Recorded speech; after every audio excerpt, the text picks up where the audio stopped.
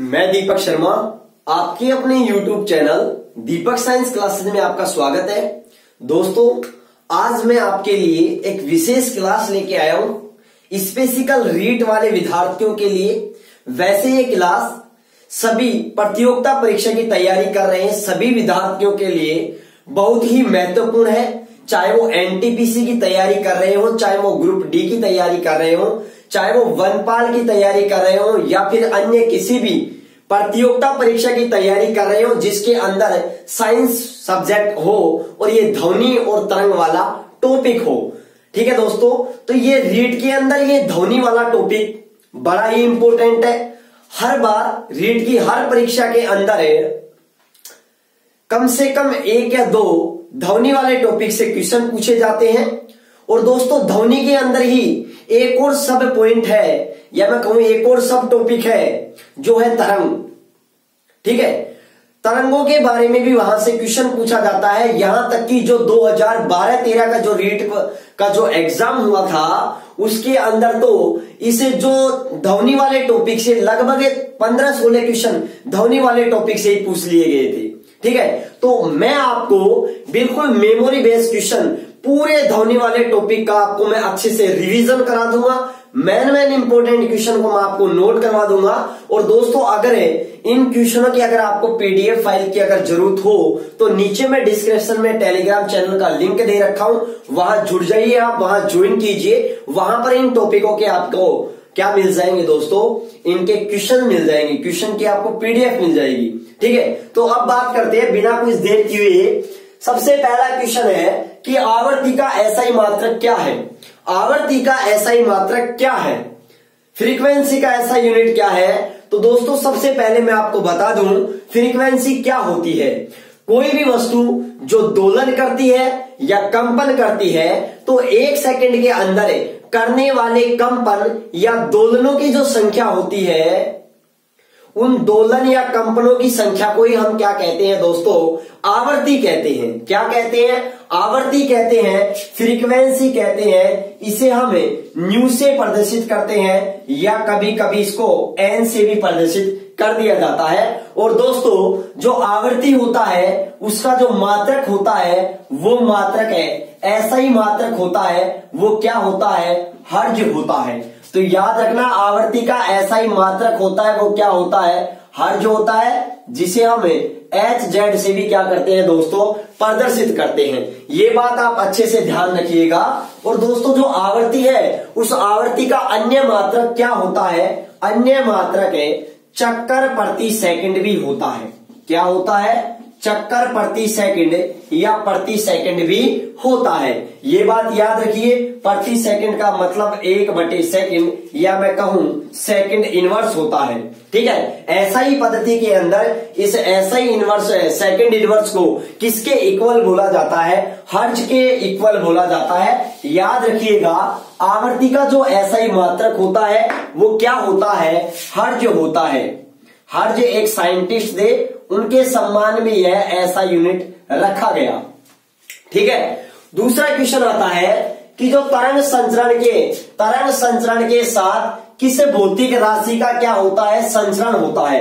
कोई भी तरंग है अगर वो संचित हो रही है तो दोस्तों याद रखना उस तरंग के साथ में कौन सी भौतिक राशि का संचरण होता है। जल्दी से मुझे कमेंट करके बताइए कि किस भौतिक राशि का संचरण होता है। तो याद रखिएगा दोस्तों, किसका संचरण होता है, ऊर्जा का, एनर्जी का क्या होता है दोस्तों, संचरण होता है।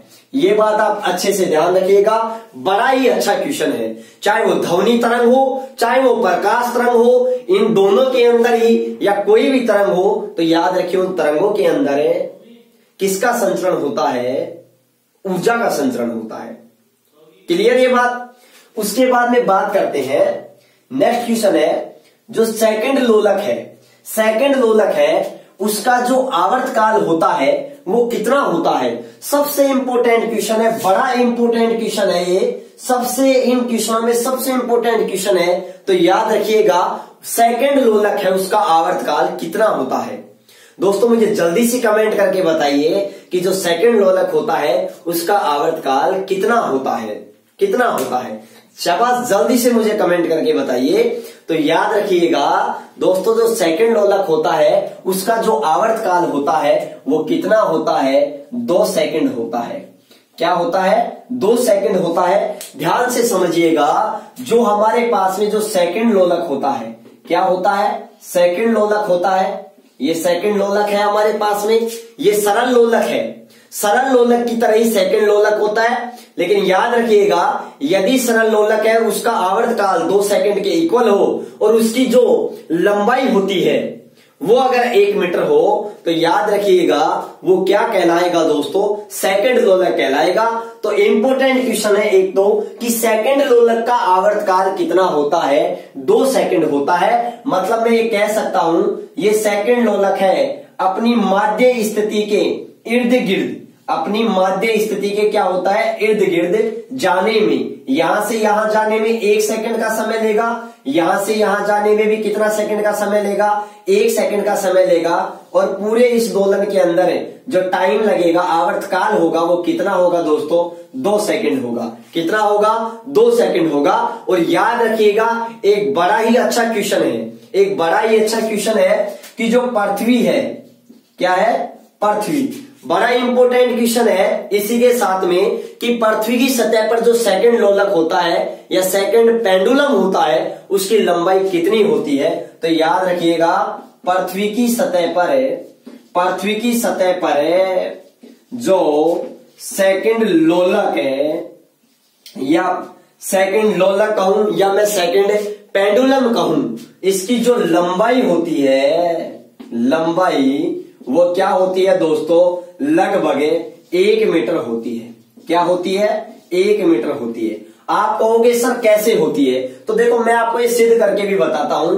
जो सरल लोलक होता है, जो हमारे पास में सरल लोलक होता है, सरल पेंडुलम होता है, उसका जो आवर्त काल होता है, उस आवर्त काल को ज्ञात करने का सूत्र होता है, आवर्त काल को कैपिटल टी से प्रदर्शित करते हैं। आवर्त काल का मतलब यह है एक दोलन करने में या एक कंपन करने में लगा समय, ठीक है, उसको हम क्या कहते हैं? आवर्त काल कहते हैं। आवर्त काल को टी से क्या करते हैं? प्रदर्शित करते हैं। और दोस्तों आप ये भी याद रखिएगा जो आवर्त काल है वो आवर्ती के व्युत्क्रम मान के क्या होता है? बराबर होता है। और मैंने कहा था आवर्ती का जो मात्रक होता है वो क्या होता है? सेकंड इनवर्स होता है। तो ऊपर आएगा तो ये दोस्तों क्या हो जाएगा? सेकंड हो जाएगा। तो मैं कह सकता हूं आवर्त काल होता है उसका जो ऐसा ही मात्रक होता है वो सेकंड होता है। क्या होता है? सेकंड होता है। ये बात भी आप अच्छे से ध्यान रखना। और आवर्त काल का, आवर्ती का व्युत्क्रम मान आवर्त काल के क्या होता है? बराबर होता है। अब ध्यान से समझिएगा, तो सरल लोलक होता है उसका आवर्त काल कितना होता है? तो दोस्तों सरल लोलक का आवर्त काल याद रखना T = 2π इंटू रूट L/G होता है। यहां L होता है इफेक्टिव लंबाई, प्रभावकारी लंबाई, और G क्या होता है? गुरुत्वीय त्वरण होता है। अब ध्यान से समझिएगा दोस्तों, जो सरल लोलक होता है उसके लिए T का मान तो क्या आ गया? 2 सेकंड हो गया। क्या हो गया? 2 सेकंड हो गया। और G है इसका मान कितना हो गया? 9.8 मीटर प्रति सेकंड स्क्वायर हो गया। और अगर ये हम रखेंगे, ये मान रखेंगे और हम L ज्ञात करेंगे, तो जैसे देखो L ज्ञात करना है तो इसका रूट उठाएंगे तो ये क्या हो जाएगा? T² इंटू ये G, या मल्टीप्लाई में चल जाएगा। और 2 का वर्ग क्या हो जाएगा? 4 हो जाएगा। और पाई का क्या हो जाएगा? पाई स्क्वायर हो जाएगा। देखो G रूट में है इसलिए मैंने दोनों तरफ स्क्वायर किया, तो यहां तो केवल रूट हट जाएगा। अब ध्यान से समझिएगा, देखो आवर्त काल कितना है? T का मान कितना है? 2 सेकंड। तो T² इंटू T² क्या हो जाएगा? 2 का स्क्वायर करेंगे तो क्या हो जाएगा? 4 हो जाएगा। और G का मान कितना होगा? 9.8। यहां पर 4 है, ऐसे कैसे है? और पाई का मान कितना है? 3.14 इंटू 3.14, क्योंकि पाई स्क्वायर है। 4 से 4 कैंसिल हो जाएंगे। और जब हम इसको सोल्व करेंगे तो दोस्तों याद रखिएगा, जब सोल्व करने पर हमारे पास में जो आंसर आएगा वो क्या आएगा? ये भी आप अच्छे से याद रखिए, 0.993, जो लगभग किसके बराबर है दोस्तों? 1 मीटर के बराबर है। इसीलिए मैंने कहा है कि जो पृथ्वी की सतह पर जो सेकंड लोलक होता है उसकी लंबाई लगभग कितनी होती है? 1 मीटर होती है। देखो अगर आपको ऑप्शन में ये न दे करके ये भी दे सकता है, लगभग 99.3 सेंटीमीटर होता है। अगर मैं सेंटीमीटर में चेंज करूंगा तो दोस्तों इस मीटर के अंदर मैं कितने का भाग दे दूंगा? कितने का भाग दे दूंगा, सॉरी भाग नहीं गुणा कर दूंगा, कितने से, 100 से, तो यहां पर ये सेंटीमीटर में कन्वर्ट हो जाएगा। याद रखिएगा अच्छे से। क्लियर ये बात।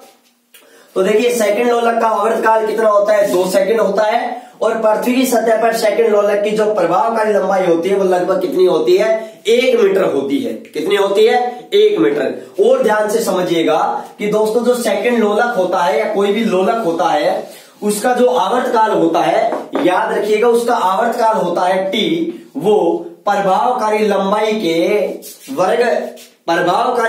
के वर्गमूल के क्या होता है, समानुपाती होता है। इसका मतलब ये हो गया, अगर प्रभावकारी लंबाई बढ़ेगी तो आवर्तकाल भी बढ़ेगा और प्रभावकारी लंबाई घटेगी तो आवर्तकाल भी क्या होगा, घटेगा।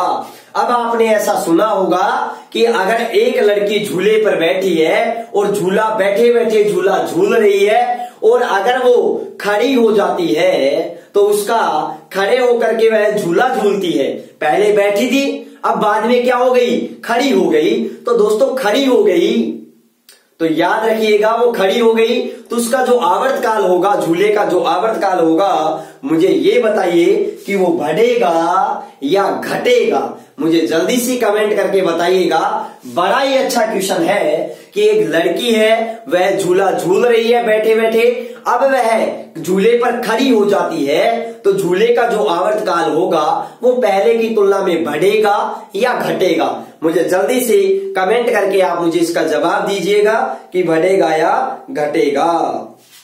ठीक है, तो मुझे ये बताना है, आपको अच्छे से बताना है। ठीक है ना, बताइएगा कि बढ़ेगा या घटेगा। अब ध्यान से समझिएगा दोस्तों, ध्यान से समझिएगा। पहले लड़की झूले पर बैठी थी, देखो ये हमारे पास में क्या है, झूला है। ठीक है, यहां झूले पर बैठी थी, वो यहां पर झूले पर बैठी थी। तो इसकी जो प्रभावकारी लंबाई होगी, इसका जो प्रभावकारी लंबाई होगी वो ये ज्यादा है। ठीक है, ज्यादा है। अब देखो जैसे ही क्या होगा, ध्यान से समझिएगा, ये झूले से खड़ी हो जाएगी, झूले पर खड़ी हो जाएगी, ऐसे झूले पर खड़ी हो जाएगी ये। तो झूले पर खड़ी होने पर इसका गुरुत्वीय केंद्र होगा वो ऊपर की तरफ चला जाएगा। पहले प्रभावकारी लंबाई ये थी, अब प्रभावकारी लंबाई ये हो जाएगी। मतलब प्रभावकारी लंबाई पहले की तुलना में क्या हो जाएगी, कम हो जाएगी। और प्रभावकारी लंबाई अगर कम हो जाएगी तो आवर्तकाल भी दोस्तों क्या हो जाएगा, कम हो जाएगा। तो याद रखिएगा कि आवर्तकाल क्या होगा, कम होगा। क्या होगा, कम होगा। चलो आप इसका स्क्रीनशॉट भी ले सकते हो।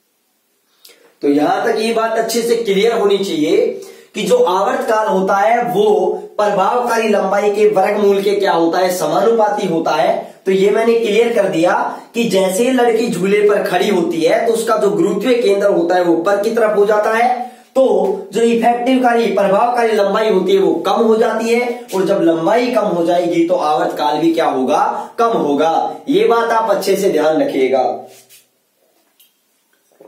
अब ध्यान से समझिएगा दूसरी बात, आवर्तकाल और किस पर डिपेंड करता है, किस पर डिपेंड करता है। ध्यान से समझिएगा कि आवर्तकाल होता है ना, आवर्तकाल वो गुरुत्वीय त्वरण जी के वर्गमूल के क्या होता है, व्युत्क्रमानुपाती होता है। मतलब ये मैं कहूं कि अगर गुरुत्वीय त्वरण का मान अगर बढ़ेगा तो आवर्तकाल टी का मान घटेगा, और अगर गुरुत्वीय त्वरण जी का मान कम होगा तो आवर्तकाल टी का मान इंक्रीज होगा, बढ़ेगा। अब ध्यान से समझिएगा, ये हमारी पृथ्वी की सतह है, ये हमारी पृथ्वी है। आपको पता है पृथ्वी की जो सतह होती है, पृथ्वी की सतह से अगर हमें, ध्यान से देखिएगा, इधर देखिएगा अच्छे से, इधर देखिएगा, ये पृथ्वी की सतह मैंने मान ली। अब पृथ्वी की सतह से अगर मैं ऊपर जाता हूं, पृथ्वी की सतह से अगर मैं जैसे जैसे क्या जाता हूं दोस्तों, ऊपर जाता हूं, तो याद रखिएगा जी का मान क्या होगा, घटेगा। और जी का मान घटेगा तो आवर्तकाल टी क्या होगा, बढ़ेगा। आवर्तकाल टी बढ़ेगा तो मेरे दोस्तों क्या होगा, जो घड़ी होगी हमारी वो क्या पड़ जाएगी, सुस्त पड़ जाएगी। तो याद रखना, घड़ी की जो सुई होगी उसकी चलने की जो दर होगी वो क्या हो जाएगी, कम हो जाएगी।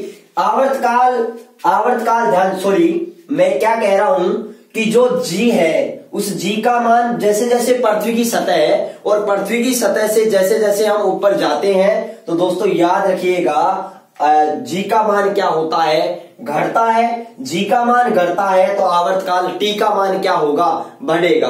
और आवर्तकाल टी का मान बढ़ेगा, इसका मतलब टाइम ज्यादा लग रहा है, टाइम ज्यादा, टी क्या है, आवर्तकाल है, एक चक्कर में लगने वाला समय ज्यादा है। तो इसका मतलब क्या है, घड़ी की सुई क्या हो गई, घड़ी सुस्त हो गई, घड़ी की सुई धीमी चल रही है, ठीक है ना। इसका मतलब ये हम बोल सकते हैं कि जो घड़ी होगी वो सुस्त चलेगी। बहुत अच्छा क्वेश्चन है। और दोस्तों जैसे जैसे आपको पता है भूमध्य रेखा पर जी का मान भूमध्य रेखा पर क्या होता है, न्यूनतम होता है। और जो हमारे पास में ध्रुव होते हैं, ध्रुवों पर जी का मान क्या होता है, अधिकतम होता है। ध्रुवों पर जी का मान क्या होता है, जी का मान क्या होता है, अधिकतम होता है। और दोस्तों याद रखना जो भूमध्य रेखा है, भूमध्य रेखा पर क्या होता है, न्यूनतम जी का मान क्या होता है, न्यूनतम होता है, कम होता है। और जैसे जैसे हम पृथ्वी की सतह के अंदर आते हैं तो याद रखिएगा अंदर आएंगे तो भी जी का मान क्या होगा, कम होगा। और जी का मान कम होगा तो आवर्तकाल क्या होगा, बढ़ेगा। और जो पृथ्वी का केंद्र है, जो क्या है दोस्तों, केंद्र है, उस केंद्र पर जी का मान क्या होता है दोस्तों, शून्य होता है। क्या होता है, शून्य होता है। और याद रखिएगा जी का मान यहां शून्य हो जाएगा तो केंद्र पर जो आवर्तकाल होगा वो क्या होगा, इनफिनिटिव होगा, अनंत होगा। ये बात याद रखिएगा। तो सबसे इंपॉर्टेंट बात ये है कि जो हमारे पास में जी पर, जो ये कहूं मैं, ध्रुवों पर जी का मान क्या होता है, ज्यादा होता है भूमध्य रेखा की तुलना में। लेकिन जी और आवर्तकाल टी व्युत्क्रमानुपाती होते हैं, इसलिए याद रखना दोस्तों आवर्तकाल होता है वो भूमध्य रेखा पर क्या होता है, ज्यादा होता है। और ध्रुवों पर क्या होता है, कम होता है। ठीक है ना, ये चीज क्लियर रखिएगा। पहले आप इसका स्क्रीनशॉट ले लीजिएगा जल्दी सी, ठीक है ना, स्क्रीनशॉट ले लीजिए इसका। उसके बाद में दोस्तों मैं आपसे बात करता हूं, क्योंकि ये सेकंड लोलक वाला जो क्वेश्चन है ना, ये 2-3 क्वेश्चन बनते हैं यहां से, वो आपके अच्छे से क्लियर होने चाहिए। ठीक है, और एक और क्वेश्चन है कि मैं आपको बता दूं कि जो पृथ्वी की सतह है, पृथ्वी की सतह पर जो सेकंड लोलक होता है उसकी जो इफेक्टिव लंबाई होती है वो लगभग कितनी होती है, 1 मीटर होती है। तो आप कहोगे सब चंद्रमा पर कितनी होती है, तो याद रखना चंद्रमा पर कितनी हो जाएगी, 1/6 हो जाएगी। क्यों, क्योंकि जो चंद्रमा का जो गुरुत्वीय त्वरण होता है वो पृथ्वी के गुरुत्वीय त्वरण का 1/6 गुना होता है, इसलिए वहां पर क्या हो जाएगी, 1/6 हो जाएगी। ये बात भी आप अच्छे से याद रखना।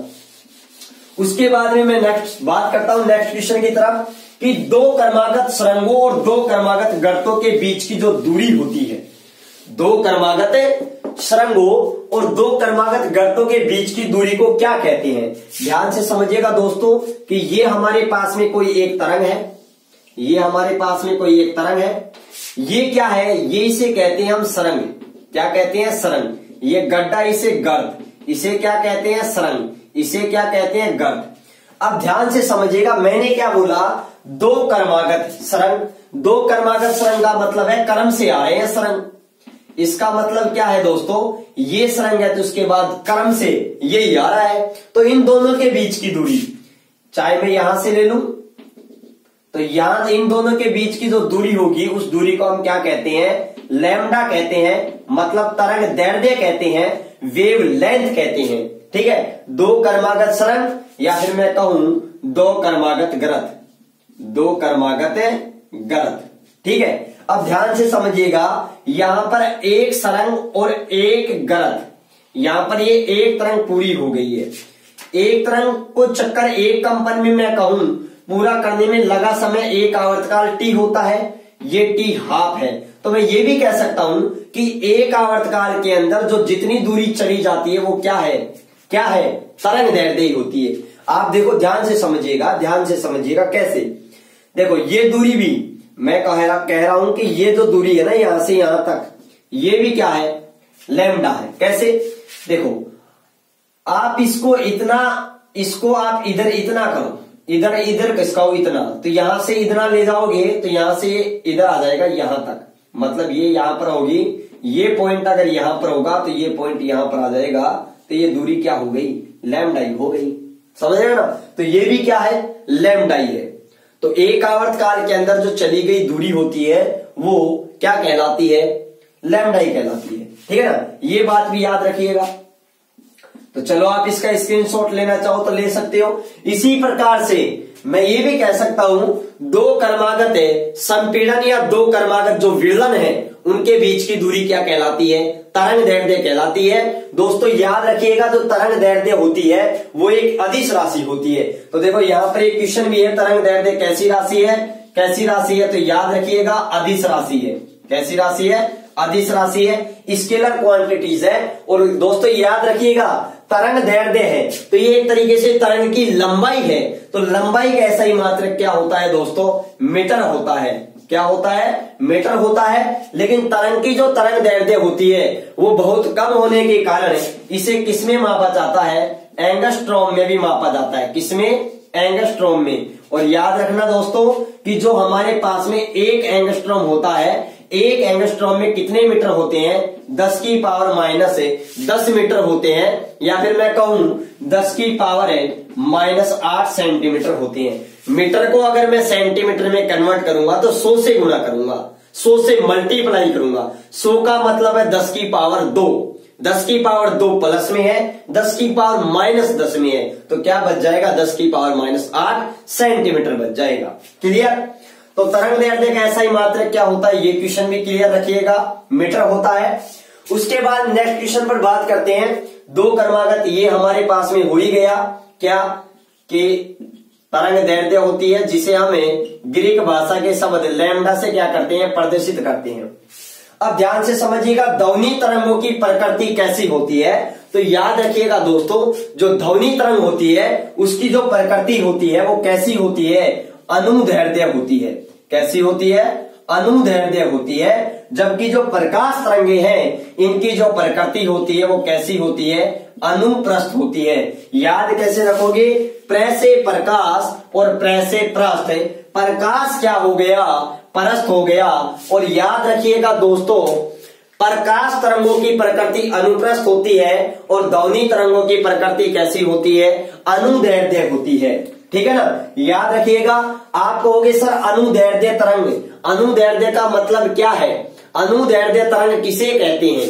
तो ध्यान से समझिएगा दोस्तों कि अनुदैर्ध्य तरंगों के अंदर क्या होते हैं कि जो जैसे मैं कहूं कि कोई तरंग है, मैं कह रहा हूं कि ये हमारे पास में क्या है, कोई तरंग है। ये तरंग इस दिशा में क्या हो रही है, संचित हो रही है, या मैं कहूं तरंग संचरण की दिशा। तरंग संचरण की दिशा आपके पास में ये है, तरंग भी इसी दिशा में संचित हो रही है और जो तरंग के अंदर जो कण है वह भी इसी दिशा में क्या हो रहे हैं, कंपन करके संचित हो रहे हैं। तो याद रखिएगा वो तरंग हमारे पास में कौन सी होती है, अनुदैर्ध्य होती है। तो मैं ये कह सकता हूं कि जो अनुदैर्ध्य तरंग होती है उसमें जो कणों का जो संचरण होता है या कंपन होता है वो तरंग संचरण की दिशा में होता है। जबकि अनुप्रस्थ तरंगे होते हैं, अनुप्रस्थ तरंगों में जो कणों का संचरण होता है वो तरंग संचरण की दिशा के क्या होता है, लंबवत होता है। जैसे अगर मैं आपको समझाऊं तो मैं इस तरीके से आपको समझा सकता हूं कि जिस प्रकार से हमारे पास में कोई ये तरंग है, तरंग तो इस दिशा में संचित हो रही है, ठीक है, और कण इसके लंबवत कंपन कर रहे हैं, ऐसे लंबवत कंपन कर रहे हैं। ध्यान से समझिएगा, जैसे तरंग तो इस दिशा में ऐसे संचित हो रही है और कण ऐसे लंबवत कंपन कर रहे हैं। देखो लंबवत 90 डिग्री का एंगल नजर आ रहा है आपको ऊपर नीचे। अगर कण लंबवत कंपन करें तरंग संचरण की दिशा के, तो याद रखिएगा वो तरंग होगी अनुप्रस्थ। और अगर कण तरंग संचरण की दिशा में क्या करें, कंपन करें, तो वो तरंग कौन सी होगी, अनुदैर्ध्य। तो दोस्तों याद रखिएगा ध्वनि तरंगों की प्रकृति कैसी होती है, अनुदैर्ध्य। प्रकाश तरंगों की प्रकृति कैसी होती है, अनुप्रस्थ। और दोस्तों याद रखना प्रकाश तरंगों की प्रकृति अनुप्रस्थ होती है। यह बात किस घटना से संपन्न होती है? तो याद रखिएगा ध्रुवण की घटना से क्या होती है? सिद्ध होती है। तो याद रखिएगा प्रकाश तरंगों की प्रकृति अगर अनुप्रस्थ है तो मैं आपको बता दूं दोस्तों, प्रकाश एक विद्युत चुंबकीय तरंग है, इलेक्ट्रोमैग्नेटिक वेव है। इसलिए दोस्तों याद रखना विद्युत चुंबकीय तरंगों की प्रकृति भी कैसी होती है? अनुप्रस्थ ही होती है। ठीक है ना, ये भी याद रखना। अब ध्यान से समझिएगा किन तरंगों का ध्रुवण नहीं होता है। तो दोस्तों सबसे पहले कॉन्सेप्ट क्लियर रखिएगा, ध्रुवण उन तरंगों का होता है जिनकी प्रकृति अनुप्रस्थ होती है। ध्रुवण उन तरंगों का होता है जिनकी प्रकृति अनुप्रस्थ होती है। तो याद रखिएगा प्रकाश तरंग होती है उनका ध्रुवण हो जाता है, लेकिन ध्वनि तरंगों का ध्रुवण नहीं होता है। या मैं कहूं ध्वनि तरंग या अनुदैर्ध्य तरंगों का ध्रुवण नहीं होता है। तो इसका आंसर होगा वो क्या होगा? वो हमारे पास में होगा ध्वनि तरंग।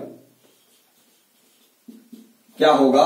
ध्वनि तरंग। तो याद रखिएगा किन तरंगों का ध्रुवण नहीं होता है? ध्वनि तरंगों का ध्रुवण नहीं होता है। याद रखिएगा ध्वनि तरंगों का ध्रुवण नहीं होता है। बाकी ध्वनि तरंगों का अपवर्तन भी हो जाता है, परावर्तन भी हो जाता है, विवर्तन भी हो जाता है, समझ गए ना। लेकिन ध्वनि तरंगों का ध्रुवण नहीं होता है। ठीक है, ये बात ध्यान से रखिएगा। उसके बाद देखो ये आगे क्वेश्चन, अनुप्रस्थ तरंगों में कणों का कंपन कैसा होता है? तो याद रखिए जो अनुप्रस्थ तरंग होते हैं उनमें कणों का कंपन कैसा होता है? तो याद रखिएगा तरंग संचरण की दिशा के क्या होता है दोस्तों? लंबवत होता है। क्या होता है? लंबवत होता है। ठीक है, और अनुदैर्ध्य तरंगों में कणों का कंपन कैसा होता है? तो ये भी याद रखिएगा तरंग संचरण की दिशा में होता है। तरंग संचरण की दिशा में होता है। और याद रखिएगा दोस्तों कि जो अनुदैर्ध्य तरंग है वो ध्वनि तरंग है, उनकी प्रकृति अनुदैर्ध्य होती है। और ध्वनि तरंगों में कणों का जो संचरण होता है वो तरंग संचरण की दिशा में होता है। इसलिए आपने देखा होगा, एहसास भी किया होगा, हम जिस दिशा में बोलते हैं उस दिशा में आवाज ज्यादा तेज गति से जाती है, ध्वनि तेज गति से जाती है, क्योंकि कणों का कंपन उसी दिशा में हो रहा है। ठीक है ना। उसके बाद में दोस्तों लास्ट क्वेश्चन है हमारे पास में, क्रिस्टलों की संरचना जानने के लिए किन तरंगों का प्रयोग किया जाता है? तो दोस्तों याद रखिएगा क्रिस्टलों की संरचना को ज्ञात करने के लिए किन तरंगों का प्रयोग किया जाता है? तो याद रखिएगा एक्स तरंगों का या एक्स किरणों का, एक्स तरंगों या एक्स किरणों का प्रयोग किया जाता है। दोस्तों याद रखिएगा जो हमारे पास में जो एक्स किरण है, याद रखिएगा ये एक्स किरण एक विद्युत चुंबकीय तरंग है, या मैं कहूं विद्युत चुंबकीय किरण है। इसकी जो खोज करता है वो कौन है? Wilhelm Röntgen. याद रखिएगा विल्हेम रोंजन इसके खोज करता है। इन्होंने दोस्तों 1896 में इसकी खोज की थी, लेकिन इनको ये मालूम नहीं था कि ये तरंग क्या है। तो देखो बड़ी मजेदार कहानी है, इन्होंने इस किरण को मान लिया एक्स, इन्होंने इस किरण को ही एक्स मान लिया, जैसे गणित में एक्स मानते हैं ना, वैसे इसका नाम किया कि मान लो यार इसका एक्स नाम है। और दोस्तों वही नाम आज भी चल रहा है, तो इसके नाम में भी लॉजिक है, एक्स किरण क्यों रखा गया। ठीक है ना, तो पता नहीं था, नाम कुछ रखा नहीं गया था यार, मान लो कुछ एक्स मान लो गणित की तरह। ठीक है ना, और वही नाम आज चलता आ रहा है। ठीक है ना, इसकी खोजकर्ता विल्हेम रोंजन है। और दोस्तों विल्हेम रोंजन को इस खोज के लिए 1901 में क्या मिला था? नोबेल पुरस्कार मिला था। क्या मिला था? नोबेल पुरस्कार मिला, ये भी याद रखिएगा। ठीक है ना। और दोस्तों सबसे पहले नोबेल पुरस्कार भी 1901 में ही मिला था और विल्हेम रोंजन को ही मिला था, एक्स किरणों की खोज के लिए मिला था। याद रखिएगा नोबेल पुरस्कार सबसे पहले किसे मिला था? विल्हेम रोंजन को ही मिला था, 1901 में मिला था, एक्स किरणों की खोज के लिए मिला था। और याद रखिएगा दोस्तों जो नोबेल पुरस्कार थे वो जो डायनामाइट के आविष्कारकर्ता अल्फ्रेड नोबेल थे उनकी वसीयत में लिखा गया था और उनके अनुसार वो नोबेल पुरस्कार दिया जाता है प्रतिवर्ष 10 दिसंबर को। ठीक है ना, ये भी याद रखिएगा। उसके बाद में दोस्तों एक और यहां पर बात आती है, एक्स किरण का जो उपयोग होता है वो कहां किसमें होता है, तो याद रखिएगा टूटी हुई हड्डियों का पता लगाने में किया जाता है, क्रिस्टलों की संरचना की ज्ञात करने में, जो परमाणु होते हैं उसके आंतरिक कोश में इलेक्ट्रॉनों की स्थिति का पता लगाने में भी एक्स किरणों का प्रयोग किया जाता है। क्लियर दोस्तों, तो यहां तक आपको अच्छे से क्लियर होना चाहिए। मिलते हैं अपनी नेक्स्ट क्लास में, तब तक के लिए आप सभी को धन्यवाद। Thank you.